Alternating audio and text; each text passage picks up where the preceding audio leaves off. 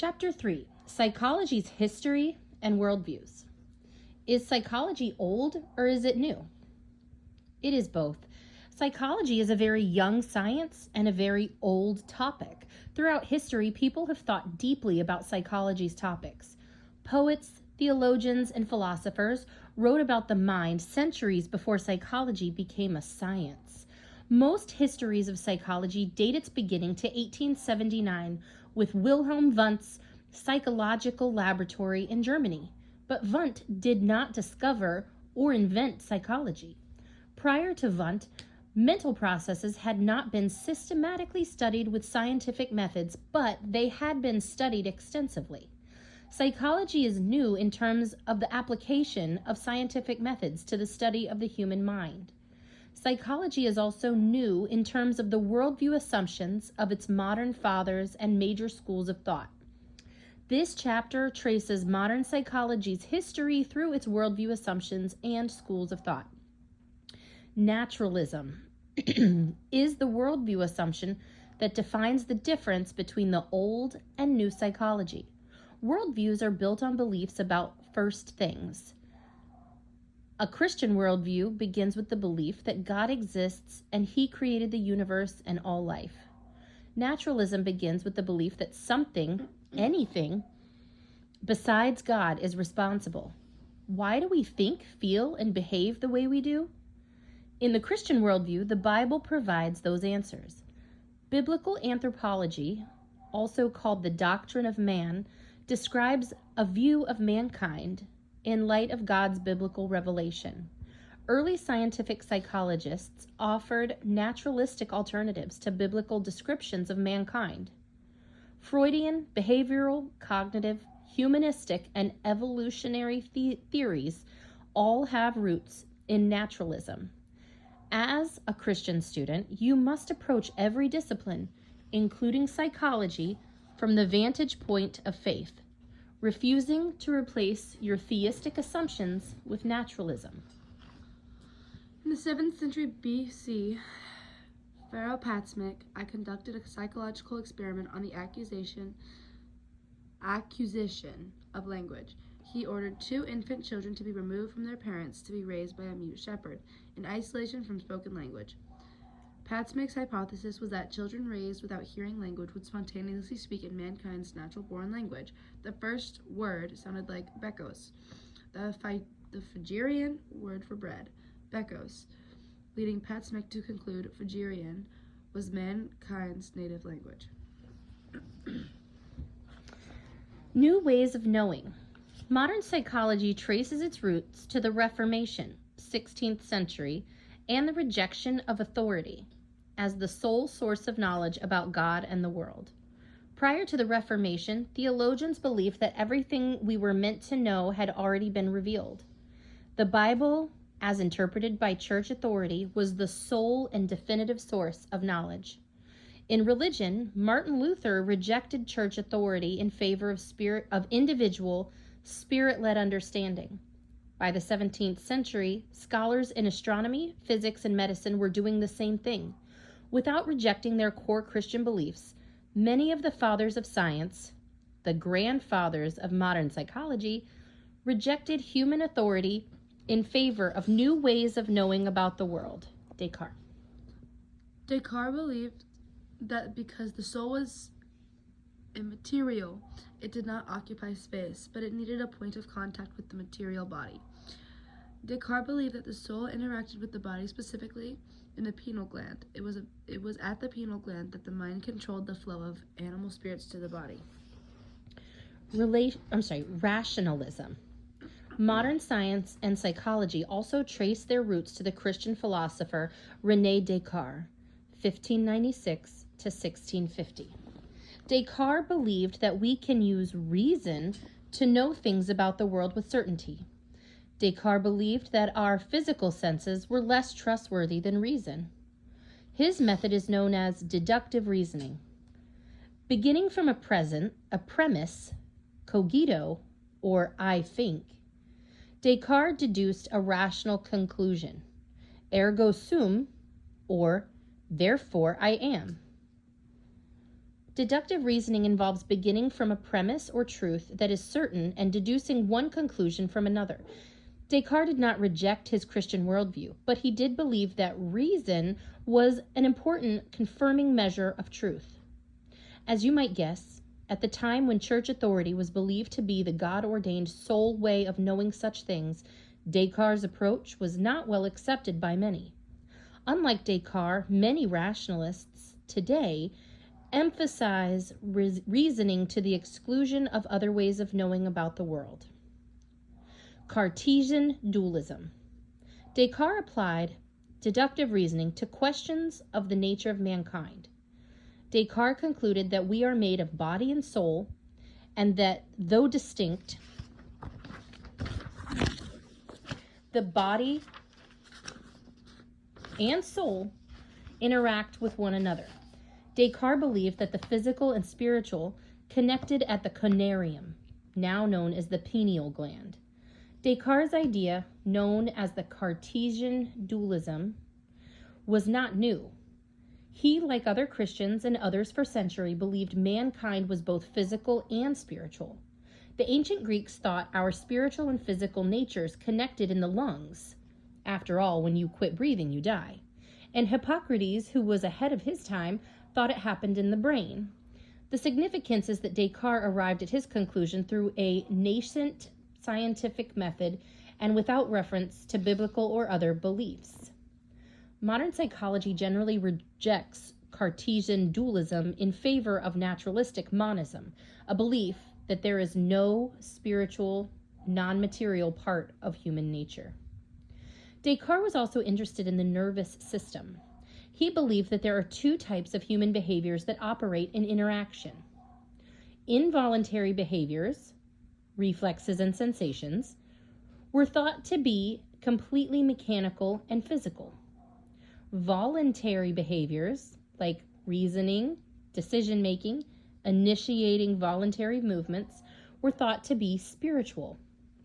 The involuntary, physical, and voluntary, spiritual connected at the cornerium.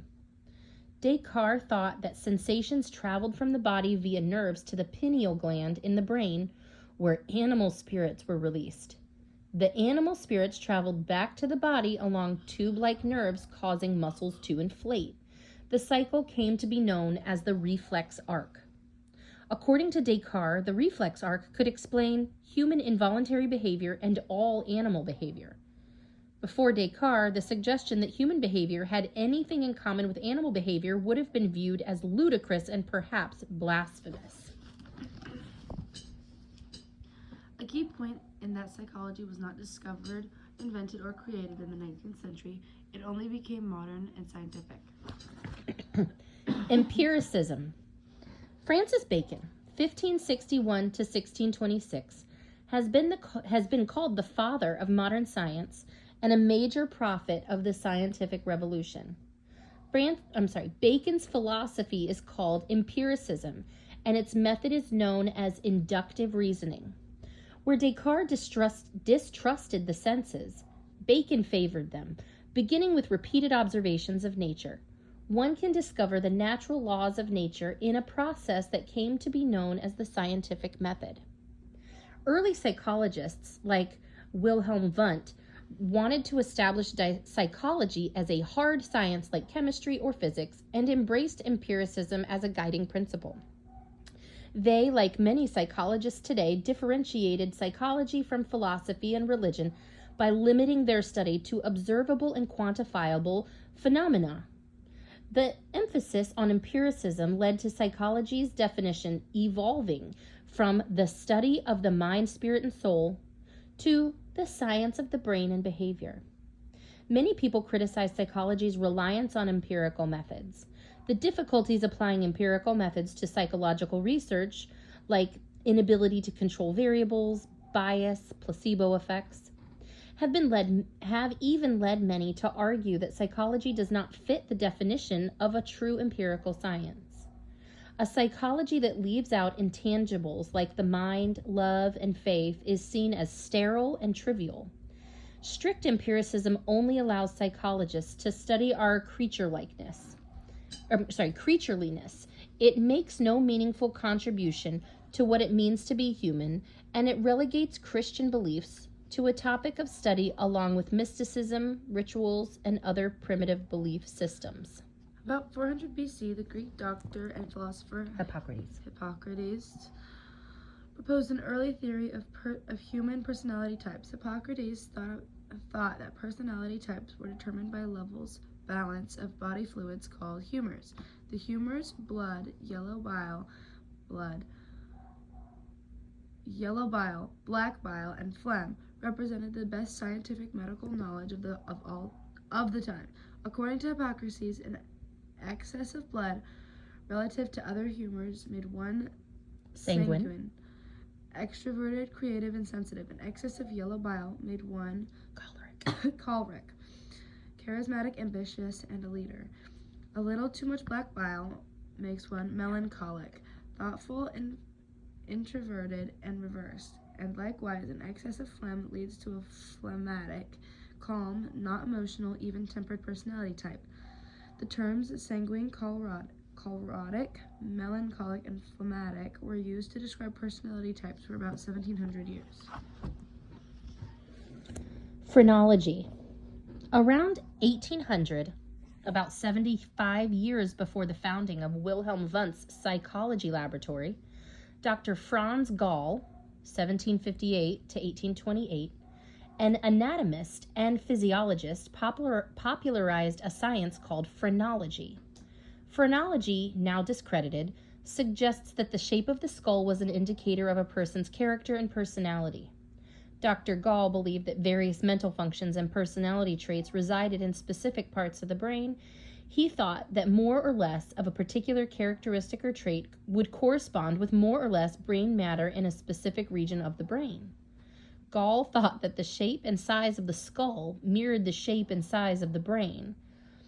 If one portion of the brain was better developed, like bigger, Gall believed that the skull would reflect that difference. Gall believed that the tendency to lie and steal was associated with a bump behind the ears, that one's individuality was apparent by the shape of the skull above the bridge of the nose, and that a close examination of the skull enabled him to identify those with special abilities in a number of areas. The expression "you ought to have your head examined" goes back to phrenology and Francis Gall, who literally examined people's heads in order to analyze their personalities. Phrenology is noteworthy for several reasons. Gall's ideas were condemned by many Christians as heretical. The Catholic Church labeled phrenology heretical for claiming that characteristics of the mind, created in the image of God, had a seat in brain matter. Mainstream science rejected phrenology as fakery. Phrenology was right, however, in its basic belief that the brain is involved in mental activity and that many mental functions are localized in specific parts of the brain. In that sense, phrenology was an important step toward modern-day neurobiology. Naturalism, by definition, excludes the possibility of the demonic. A Christian worldview recognizes that Satan and demons are real and active in the world. Modern psychologists often cite the Christian beliefs in Satan as prima facie evidence that all Christians are screwball wackos. Modern psychologists will often use the account of the demonic at Gerasenes in Mark chapter 5 as an example of primitive understanding of mental illness. The argument is that because the Bible writers did not understand mental illness, they used the best metaphor they knew. If your professor uses the example, you might ask if he or she believes that means Jesus miraculously healed schizophrenia. Psychology as science. In the first half of the 19th century, most psychologists studied psychophysics, the measurement of sensations, perceptions, and motor responses. Psychophysicists explored how sensory and motor nerves work, the function of sense organs, and individual differences in perception. According to the great historian of psychology, E.G. Boring, Gustav Fechner, 1801 to 1887, is the real father of modern scientific psychology. Father or not, Fechner was one of the very first to apply scientific procedures to mental processes. Fechner was a psychophysicist who made precise measurements of sensory functioning to answer questions like, what is the minimum amount of light, sound, touch, taste, or smell a person can perceive? The study came to be known as psychophysics, the physics of mental life. Francis Crick. Francis Crick, co-discoverer of DNA, proposed what he called the astonishing hypothesis. Crick hypothesized that our mental life, consciousness, mortality, decision-making, and judgment is the product of a material physical brain. According to Crick, you, your joys and your sorrows, your memories and your ambitions, your sense of personal identity and free will are in fact no more than the behavior of a vast assembly of nerve cells and their associated molecules. Structuralism. In the second half of the 19th century, scientific psychology rapidly matured and expanded. Psychologists like Fechner, Hermann von Helmholtz, Wilhelm Wundt, and Edward B. Titchener explored the structure of mental processes. Structuralism was an early approach to psychology interested in describing mental experiences in terms of complex structures made from increasingly simpler component structures. Hermann von Helmholtz, 1821 to 1894, made great contributions to our understanding of hearing and vision. Helmholtz was the first to measure the speed of nerve impulses. Like Wundt, Fechner, and Titchener, Helmholtz was interested in the physical structures involved in mental experiences. As a structuralist, Helmholtz sought to discover the simple components upon which complex mental experiences were thought to be made. Wilhelm Wundt, 1832 to 1920, gets credit as the founder of scientific psychology. Wundt established a psychology laboratory at the University of Leipzig in Germany in 1879. His interest was the structure of consciousness, and his goal was to identify the components or elements of mental experiences in a type of periodic table of mental elements. His method was introspection, meaning the researcher looked inward to describe subjective mental experiences. Despite rigorous attempts to be precise, introspection was not reliable and it faded from use. It is noteworthy that introspection was reintroduced by Sigmund Freud and humanist psychologists years later. Edward B. Titchener, 1867 to 1927, who trained under Wundt, wrote Experimental Psychology, a manual of laboratory practice, the first guide for conducting psychological research. Titchener, who actually coined the term structuralism, examined sensations, attention, perception, and a host of other mental phenomena. Though a structuralist, Titchener recognized that the functional aspects of mental processes were relevant and important topics for study. Mesmerism. Mesmerism. In 1774, Franz Mesmer detailed his cure for some mental illness, originally called mesmerism, and now known as hypnosis. Charles Darwin and evolutionary psychology. Early scientific psychologists worked during a time of major worldview shifts. Atheism, naturalism, and evolution sought to exclude God, creation, and the Bible from all sciences, most notably biology and geology. The impact of Darwin's theory of evolution on psychology was both tremendous and immediate. Darwin's theory cast doubt on biblical authority and suggested that human psychology and animal psychology differed only in degrees and not in essence. Evolutionary psychologists since Darwin have tried to explain how evolutionary processes alone were sufficient to produce the human brain. Darwin's theory requires that psychology explain and interpret everything about us, including what we think of as our godlikeness, in terms of adaptive traits passed down from one generation to the next according to natural selection. Darwin set the stage for psychology's full departure from philosophy and religion. Proximate cause. refers to the mechanics of a behavioral or cognitive process, what happens and how. Ultimate cause refers to the why of behavioral and mental process, the ultimate cause of any behavior or mental process. In terms of evolutionary psychology, is always a survival and reproductive advantage. The ultimate cause in a Christian worldview is always ultimately to glorify God. By the late 19th century, Darwin's ideas about evolution were well known to scientists, and psychologists began to propose theories explaining mental processes in terms of evolutionary forces. Darwin's theory led to a new focus in psychology called functionalism. Herbert Spencer, William James, and Charles Darwin himself were influential early functionalists. Functionalists saw human behavior and mental processes as complex combinations of increasingly simple component behaviors and processes. Each evolved to serve a purpose or function. Functionalists focused on discovering the survival and reproductive advantage a particular behavior or mental function provided. A Christian worldview is that the purpose of our brain and mental life, and everything else, is to glorify God and serve Him. Functionalists describe purpose in terms of survival and reproductive advantages. Herbert Spencer, 1820 to 1903, a famous evolutionist and contemporary of Charles Darwin, coined the phrase survival of the fittest. Spencer applied evolution principles to the development of mental processes and suggested that behaviors that produce pleasurable results were more likely to be repeated. If a behavior increased the chances of survival, it would be passed to subsequent generations.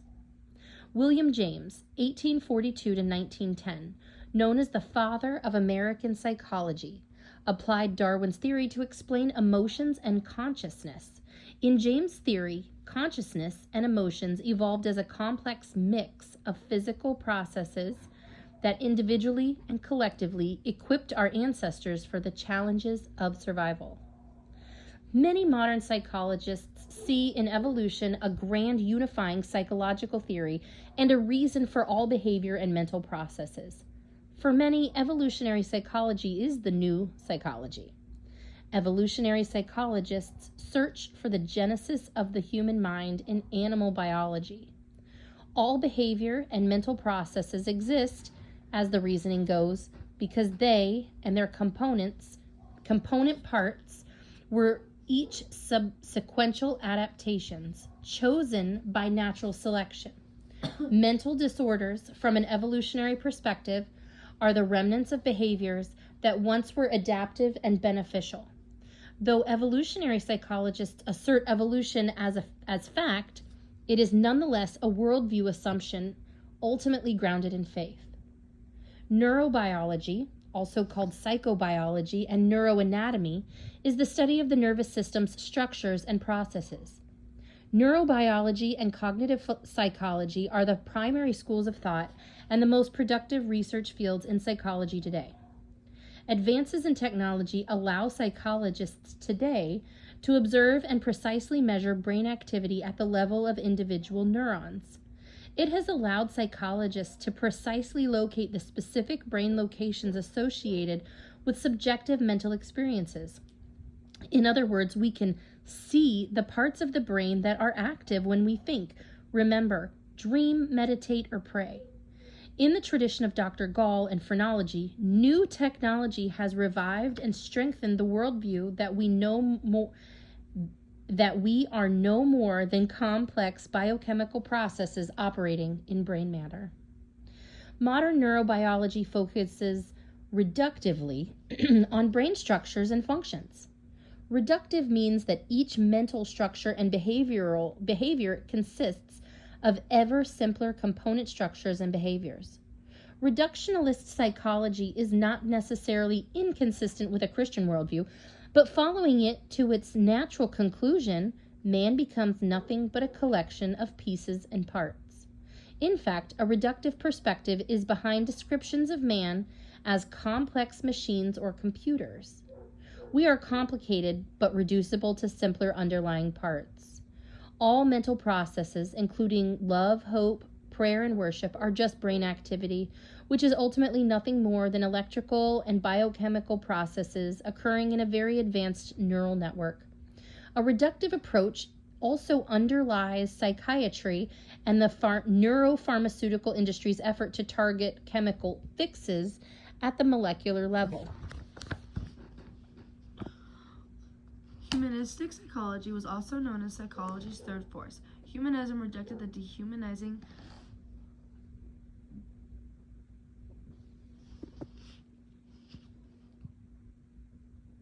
determinism in both psychoanalysis and behaviorism. In the first and second forces, in favor of an emphasis on human autonomy and potentiality. Behavioral genetics. Sir Francis Galton, 1822 to 1911, first described the heritability of physical characteristics. Behavioral geneticists apply the same principles to examine the role of genes in our thoughts, behaviors, and even our personality. Behavior geneticists study twins, raised together and separately, to determine which behaviors are inherited and which come from environmental influences. Behaviorism. Chapter 9 covers the principles of behaviorism in more detail. Behaviorism is one of psychology's most famous approaches. As an area of research, the goal of behaviorism is to explain the natural laws of behavior, and behavioral psychology has provided rich and valuable information. As a worldview, behaviorism radically redefined what it meant to be a human. In a worldview, behaviorism saw mankind as nothing other than very complicated machines that react to stimuli or input in predictable ways. According to B.F. Skinner, Ivan Pavlov, and John Watson, each a radical behaviorist, all human behavior is determined by the environment in a closed cause and effect system. Radical behaviorism is a deterministic worldview in which free will is an illusion. A Christian worldview is inconsistent with behaviorism's deterministic assumption. A Christian worldview balances God's sovereignty with human freedom and responsibility. A Christian worldview does not exclude an element of predictability in human behavior, and the Bible provides many examples of God's use of rewards and punishments. A Christian worldview recognizes that rewards and punishments are important to learning, but does not see us as robots programmed by environmental stimuli or childhood experiences. We have minds, will, foresight, judgment, and the ability and responsibility to control our impulses. It is essential that Christians studying psychology grapple with the theological issues of God's sovereignty with free will, choice, and responsibility.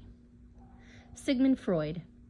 As we will see in Chapter 8, Human Development, Chapter 9, Consciousness, Chapter 11, Personality, Chapter 12, Abnormal Psychology, and Chapter 13, Treatment, Sigmund Freud was both a tremendously influential and controversial figure in the history of modern psychology. His theories continue to influence academia and the culture. Today, scholars in business, economics, education, sociology, philosophy, and other disciplines apply Freud's theories to their own discipline, and many of the terms used by Freud, like ego, denial, unconscious, oral fixation, libido, and Freudian slip, have become part of everyday language. Sigmund Freud said that religion was a neurotic fantasy, and that as knowledge became more accessible, religion would soon fade away. The Christian and Freudian worldviews could hardly differ more, and criticisms of his theories by Christians are not surprising. Freud presumes that God did not exist. Despite his Jewish heritage, Freud was an atheist who made it clear that his theories were an alternative to the theistic beliefs. Freud believed that mankind invented gods and religions as a way to cope with psychic fears. Freud's was a deterministic worldview that emphasized sex and aggression as the prime motivations for human behavior and personality development. Freud believed mankind is tripartite in nature, id, ego, and superego, and that we are not consciously aware of most of the influences on our thoughts, feelings, and behavior.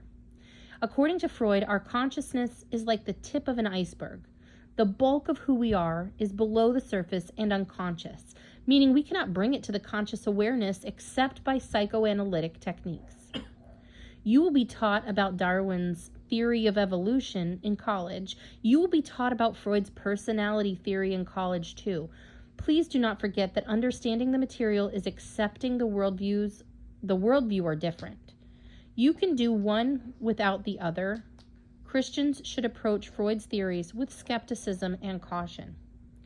Cognitive psychology. Cognitions are thoughts. Cognitions are also emotions, perceptions, problem-solving techniques, memories, and other mental process. And any other mental process. A cognitive approach to psychology has its roots in Wundt's structuralism and is a dominant school of thought in psychology today. Cognitive psychologists emphasize the ways we acquire and process information and construct meaning from the world. Rather than being controlled by irrational passions and instincts, like Freud, or objects conditioned by the environment, like behaviorism, cognitive psychology is interested in how we interact with the world. Make sense out of what goes on around us and understand ourselves and others. Cognitive psychology is the foundation for theories of learning, motivation, development, and personality, and for much of the modern counseling, including Christian counseling. Humanism. Humanism is a philosophy. Humanism, also known as secular humanism, describes a set of principles for living a fulfilled life. Humanism places human values, reason, free will, meeting needs, and individual self-worth above all else. Humanism is an atheistic worldview, a type of ethical system for atheism. Humanism appeared in psychology around 1970 when Skinnerian behaviorism and Freudian psychoanalysis, which both seemed as cold and deterministic, were falling from favor. Humanism specifically rejects God and relies on reason and science to define morality. Humanism promises to help people live happy and fulfilled lives. Secular humanism presumes not only that God does not exist, but that mankind is the self-existent culmination of evolutionary development. Humanist psychology claims that people in their natural state are inherently good and that in accepting and non-judgmental environments, we can recover that original goodness through a process of self-actualization. Humanism presents a stark contrast to the Christian beliefs in original sin, depravity, and the need for redemption, justification, and sanctification. Self-actualization means achieving personal fulfillment and full potential. A Christian worldview sees personal fulfillment and full potential in terms of the extent to which we have the mind of Christ. Jesus is the standard for our actualization. In a Christian worldview, we paradoxically achieve fulfillment through giving and self-sacrifice. Humanism's emphasis on personal growth and potential has gained worldwide acceptance among psychologists today, and its influence is also felt in the church. Self-psychology.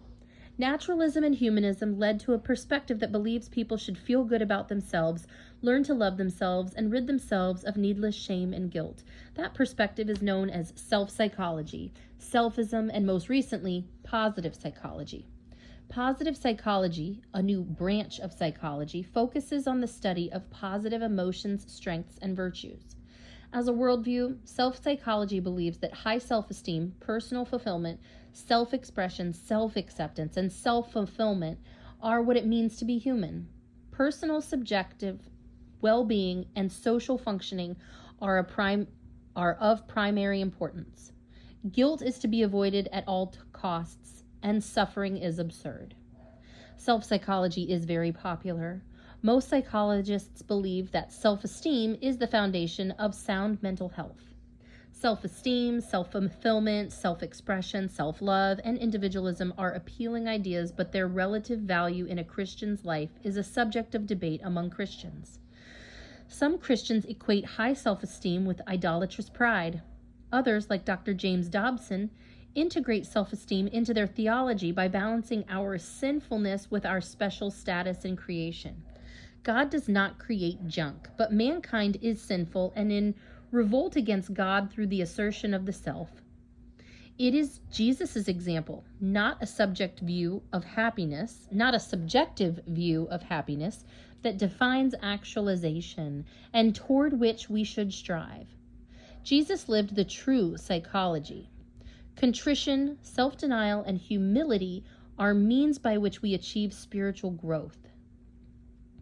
A Christian studying psychology must reconcile those ideas with the recognition that, though pride is a form of idolatry, beings created in God's image do not exalt God in denigrating his creation. The Christian worldview sees self-actualization as glorifying God through obedient service. Abnormal thoughts, feelings, and behaviors. Modern psychology's worldview is most distinguishable from a Christian worldview in its beliefs about the meaning of, causes of, and cures for abnormal thoughts, feelings, and behaviors. We will examine the worldview issues in depth in chapter 12 and 13.